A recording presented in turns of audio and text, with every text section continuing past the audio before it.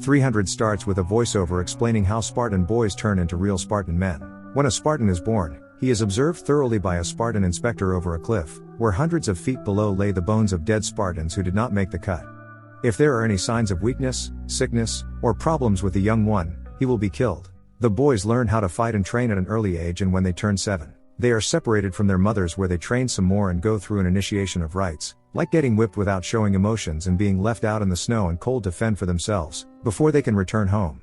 Life is moving along in Sparta when a Persian messenger rides through the city and asks to speak to King Leonidas. He holds the skulls of other dead leaders in his hand. The messenger and his guards are led to the king, where he explains that he is here on behalf of Xerxes, the Persian god/king who has already taken out thousands of cities, including other Greek cities like Athens, and who wants the people of Sparta to bow down to him. When Queen Gorgo makes a comment, the messenger gets upset and asks how a woman can talk like that among men, and she shoots back that Spartan women are the ones who give birth to real men. The messenger warns King Leonidas to carefully think before he replies to what Xerxes has asked of Sparta, but the king turns on the messenger and points his sword in his face, making the Persian back up to the edge of the black pit. The messenger is outraged and says you cannot kill a messenger and that this is blasphemy, and Leonidas roars back, "This is Sparta," before he shoves the Persian, and his guards, into the pit. There is a law among Sparta where even if the king wants to go to war, he has to consult the oracle and the ephors, who are the priests of the gods, and who are more creature than man. The oracle is the most beautiful young girl of Sparta, and her beauty is also her curse, as she is forced to stay up in the mountains with these ugly ephors, most of the time drugged or drunk, to be able to tell these truths or futures. Leonidas climbs the mountains, and after giving the ephors gold and explaining his plan to go north to corner Xerxes' army, he asks what the oracle says. She's the wispy woman in white that looks like she's in water. She says that Sparta will fall. The ephors say that he cannot go to war when there is a celebration coming up anyways. The king is upset as he cannot just sit and do nothing. In the next scene, you see one of the councilmen, Theron, paying the ephors with gold, from the Persians, for telling the king that he cannot go to war. You can already see from earlier scenes that the king and queen do not trust Theron, and rightly so, as he turns out to be a traitor to Sparta. The next morning, Leonidas and his captain are looking through his army of 300. He notices that one of the men is the captain's son, and the king comments that he is too young and has not fully enjoyed the warmth of a woman, but the captain insists that he fight. The son looks proud to be among these awesomely strong-looking warriors. Theron and the other councilmen join the king and ask what he is doing. Theron says that the oracle has spoken and he knows the rules, the law. The king says he's merely out for a stroll and that these 300 men are just his personal bodyguards. Theron sarcastically asks where the king will be walking to, and he replies the north. Theron replies to Hot Gate, or was it Hell Gate? Before they head out, the queen gives Leonidas her necklace and says to come back with his shield, or on it. While they are marching out, they meet with another group, the Arcadians. The leader of the Arcadians says they heard that Sparta was going out to fight against Xerxes and they are here to join, but he is surprised at the small number of men the king brought with him. Here you can see how arrogant and cocky the Spartans are. Leonidas asks one of the soldiers from Arcadia what his profession was. His reply, a sculptor. Another was a blacksmith. Another a potter. Leonidas looks back at his army of 300 and asks what their profession was. The Arcadians are met with thunderous who. What they mainly shout after getting pumped up, and the king says that he has more soldiers than you have. The Arcadians are impressed and everyone marches down to the ocean together. Meanwhile, the queen wants to talk to the councilmen to ask if they will send an army to help Leonidas fight against the Persian army. She has one of the councilmen try to set up the meeting, and he says that she will be able to speak in 2 days. She says that the king may not have 2 days. When the group finally get to the beach area, the Arcadians are starting to doubt themselves when they see how many Persian boats are in the ocean. That night, the Greek gods send a huge storm to turn over and destroy some of those boats, and at first the Arcadians are happy. But in the morning the number of boats seem to have not diminished. The other Spartan men are happy as they can only hope to finally meet their match, someone that can give them a cause to have a beautiful death. They want to die for a good cause, for their country. As they are setting up a wall of stone, someone from Xerxes' army comes up to demand, once again, that Sparta get on their knees. Xerxes admires their arrogance and strength and promises that Sparta will be the wealthiest city, and that he will leave the city's women and children alone if only they lay down their weapons and look to him as the leader. The messenger mocks the wall of stones the Spartans are building, before he sees that in between those stones are the dead bodies of some members of the Persian army that was in charge of the lookout. One of the Spartans cuts off the messenger's arm and orders him to tell Xerxes that the fight is on.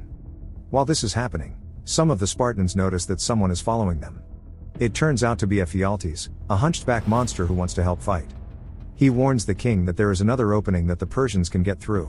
He has a strong thrust with his spear but cannot raise up the heavy shield he carries. The king says he cannot fight with the Spartans, because the Spartans use their shields to cover not only themselves but also cover the man to their left, and since Ephialtes cannot raise his shield, he is of no use. Ephialtes gets extremely upset. In the first battle you can see how strong the Spartans are. In the narrow opening they stand and wait while the first group of Persian armies come out to fight. They easily beat that army, killing all and losing no one. While they catch their breath, the rest of the Persian army shoots out so many arrows that they block the sunlight. In unity, the Spartans fend off the arrows with their shields and call them cowards. While both sides take a time out to recoup and clean up the battlefield, Xerxes comes out to meet with Leonidas. Xerxes is a 7-foot bald and pierced god king. He again offers Leonidas a chance to bow down to him, but the king says that it will not happen as his thighs are sore from killing the first Persian army. Xerxes is pissed off and says that he can wipe out Sparta and no one on earth will ever know about them, will never know who they are. He will cut out the tongues and eyes of people who even mention their name, and soon everyone will forget who King Leonidas is, or who the Spartans are. The next battle is against the Immortals. They are soulless monsters who have black eyes, and teeth that are filed into fangs. They wear those black and gold masks and their special weapon is this huge chained up monster. The Spartans easily defeat these enemies, though they do lose some of their men. As Xerxes watches on, the narrator says that this godlike deity feels a human chill go up his spine. The next fights have the Persians bringing on as much power as they can, using rhinos, magic, elephants from halfway around the world, monsters. When Xerxes sees the army losing, he disciplines his generals by chopping off their heads. During one of these battles, the captain's son's head gets chopped off and he cries out as his heart is broken. It takes 3 men to pull him off his son. While both sides retreat once again, King Leonidas calls out to one of his men, Delios, who got hurt in one of the fights. He asks how Delios is, which he replies it's just an eye. The king asks him to return home to tell the tale of Sparta, to tell everyone, all the Greeks, his story and his 300 men. He knows that they are going to die, and though he is sad he will not see his wife, he is happy to be doing what he is doing, for Sparta. He gives back the necklace his wife gave him to Delios to return to her. Meanwhile the queen is meeting with Theron. She offers him something to drink, to which he asks if it's poison. He says that the councilman will never allow an army to go to the king, and he insinuates that he can persuade them to if she sleeps with him. She allows it and he roughly starts to share hormones with her while telling her this will not be over quickly. You will not enjoy it. I am not your king. Ephialtes, you remember him? The hunchback? Has gone to Xerxes. In the tent, there are belly dancers, concubines, contortionists. He is in awe of everything Xerxes has to offer: wealth, women, a chance to fight if only he bowed down to him. Ephialtes, mesmerized by everything, agrees and tells him about the second opening where the Persian army can easily overpower the Spartans. The next day the queen gets to meet with the councilman. She gives a great speech to why they should allow the army to go and help the king. You can see that some of the members are touched by what she is saying and is starting to agree with her.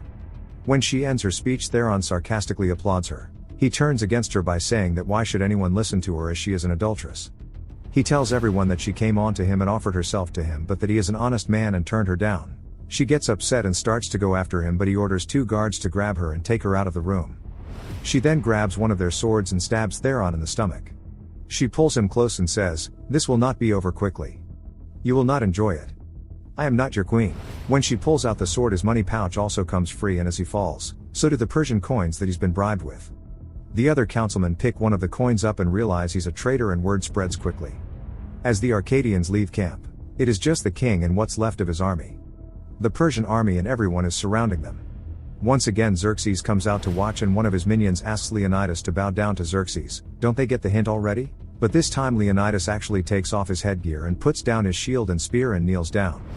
But only to compose himself as his huddled group of Spartan men break way, and one member runs up and jumps on Leonidas's back to spear that minion to death. As everyone starts fighting again, the king picks up his spear and throws it where it slices through Xerxes' cheek, but does not kill him.